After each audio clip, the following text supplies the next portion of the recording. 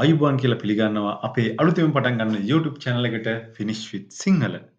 ඇත්තටම මේ වගේ YouTube channel එකක් පටන් ගන්න හිතුවේ ෆින්ලාන්තේ දැනට ජොබ් වලට හිර වෙලා ක්ලාස් එකකට යන්න වෙලාවක් නැතුව ෆිනිෂ් ඉගෙන ගන්න ඇත්තටම උවමනාවක් තියෙන අයත් ඒ වගේම ෆින්ලාන්තයට අලුතෙන්ම ආපු අයත් ඒ වගේම ලංකාවෙන් ෆින්ලාන්තයට එන්න බලාපොරොත්තු වෙලා ඉන්න අයත් සහ අයටත් සහ ලොකු රික්වෙස්ට් එකක් ආවා සිංහලෙන් ෆිනිෂ් උගන්වන්න කියලා. ඒක නිසා තමයි අපි මේ YouTube channel එක පටන් ගත්තේ. එහෙනම් අපි සාදරයෙන් පිළිගන්නවා අපේ YouTube channel එකට හැමෝම Finish with Sinhala. හරි. එහෙනම් මුලින්ම කියන්න ඕනි ඇත්තටම ෆින්ලන්තේ ජොබ් එකක් කරන්න නම් සමහරක් වෙලාවට ෆිනිෂ් භාෂාව අත්‍යවශ්‍ය වෙන්නෙම නැහැ. මොකද ෆිනිෂ් භාෂාව දන්නේ නැතුව ජොබ් කරන අය ඕන තරම් ෆින්ලන්තේ ජීවත් වෙනවා. හැබැයි අපි ෆිනිෂ් සමාජයත් එක්ක ගැටෙද්දි ඒ කියන්නේ හොස්පිටල් එකකට ගියාම සුපර් මාකට් එකකට ගියාම මොනවා හරි පබ්ලික් සර්විස් එකක් දෙන අපි ලයිබ්‍රරි එකට ගියාට පස්සේ බස් එකක යද්දි මේ වගේ ගොඩාක් තැන්වලදී අපිට ෆිනිෂ් සමාජයත් එක්ක ගැටෙන්න වෙනවා. ඒ වෙලාවට නම් අනිවාර්යයෙන්ම ෆිනිෂ් භාෂාව දැනගත යුතුමයි. මොකද මෙහි ඉන්න ෆිනිෂ් ජාතිකයින් ඉංග්‍රීසි කතා කරනවා සෑහෙන්නම අඩුයි. සෑහෙන අඩුයි කියන්නේ කතා කරන්නෙම නැති තරම් මොකද ඒගොල්ලෝ ඒගොල්ලන්ගේ මව් භාෂාව වන ෆිනිෂ් භාෂාවට ප්‍රයොරිටි එකක් දීලා තියෙනවා. ඒ වගේම සමහරක් අය ඉංග්‍රීසි දැනගත්තත් කතා කරන්න බයයි.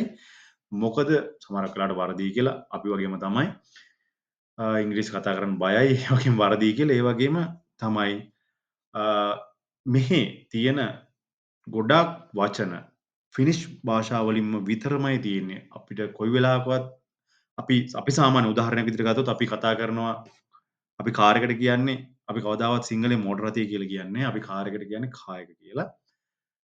මෙහි අය කවදාවත් කායකට කායක කියන්නේ නැහැ. අවුතෝ කියලා තමයි කියන්නේ. ඒ වගේ අර මෙහි අපි අපි සිංහලෙන් පාවිච්චි කරන්නේ නැතුව ඉංග්‍රීසි වලින් පාවිච්චි කරන ගොඩක් වචන තියෙනවා. හැබැයි මේගොල්ලෝ කොයි වෙලාවකවත් ඒගොල්ලන්ගේ මව් භාෂාව වෙන්නේ ඉංග්‍රීසි පාවිච්චි කරන්නේ නැහැ. ඒකින්ද අපි අනිවාර්යයෙන්ම ෆිනිෂ් භාෂාව දැනගත යුතුමයි.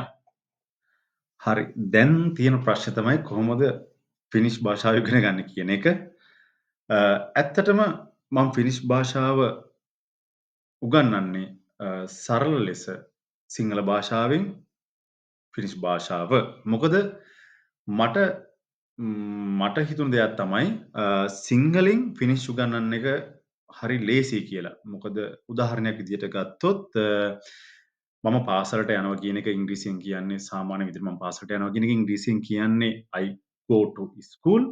එතනදී මම පාසලට කියන එක කියන්නේ to school ප්‍රොපොසිෂන් එක හැමතිස්සෙම ඉංග්‍රීසියට පාවිච්චි වෙන්නේ මුලට. හැබැයි සිංහලේදී අපි කියන්නේ සාමාන්‍ය විදිහට වචනේ තමයි පාසල, පාසලට යනවා කියන එක ට කියන කෑල්ල අගට තමයි පාවිච්චි වෙන්නේ. ඒ වගේම ෆිනිෂ් භාෂාවෙත් ඒ ප්‍රිපොසිෂන් කෑල්ල අගට තමයි පාවිච්චි වෙන්නේ. ඒක නිසා තමයි මම හිතුවේ සිංහලෙන් ෆිනිෂ් ඉගෙන ගන්න එක හරි ලේසියි කියලා. ඒ වගේම තමයි මම මේ ෆිනිෂ් භාෂාව උගන්වන්න බලාපොරොත්තු වෙන්නේ උගන්වන්න බේස් කරගන්නේ ෆිනිෂ් ගවර්න්මන්ට් එක මගින් ඉමිග්‍රන්ට්ස්ලට ලබා දෙන වොකේෂනල් ට්‍රේනින් ස්කූල් වල උගන්වන සුවමෙන් මෙත්සාරි කියන විෂය මාලාවම තමයි මගේ මේ YouTube මේ වීඩියෝ මාලාව පුරාම උගන්වන්න බලාපොරොත්තු වෙන්නේ. විශේෂයෙන්ම කියන්න ඕනි ෆින්ලන්තේ යුනිවර්සිටි වල ඉංග්‍රීසි මාධ්‍යයෙන් පාඨමාලාව හදාරන ස්ටුඩන්ට්ස්ලට ෆිනිෂ් භාෂාවේ ප්‍රවීණත්වය මත පදනම්ව ස්කෝලර්ෂිප්ස් ගන්න පුළුවන් 130 ඉඳලා 170 වෙනකම්. ඒක A2 A1 A2 B1 B2 කියලා වර්ගීකරණය කරලා තියෙනවා. අපි ඒවට අනිවාර්යයෙන්ම ගයිඩ්ලයින් එකක් මඟ පෙන්වීමක් ලබා දෙනවා අපේ වීඩියෝ මාලාවල් තුලින්. ඒ වගේම තමයි විශේෂයෙන්ම කියන්නේ වර්තමානයේ ෆිනිෂ් ගවර්න්මන්ට් එක නීති රීති සෑහෙන ඉක්මනින් වෙනස් කරමින් ඉන්නවා. අපි ෆින්ලන්තේ රැඳී ඉන්න බලාපොරොත්තු වෙනවා නම් අපි යුකි කියන ටෙස්ට් එක අනිවාර්යයෙන්ම කරන්න ඕනේ. අපි ඒකටත් මඟ පෙන්වීමක් ලබා දෙන්න බලාපොරොත්තු වෙනවා. මේක අපේ ඉන්ට්‍රොඩක්ෂන් වීඩියෝ එක. අපි ඊළඟ වීඩියෝ එකකින් හමු වෙමු. නැහැ ඩෑන්.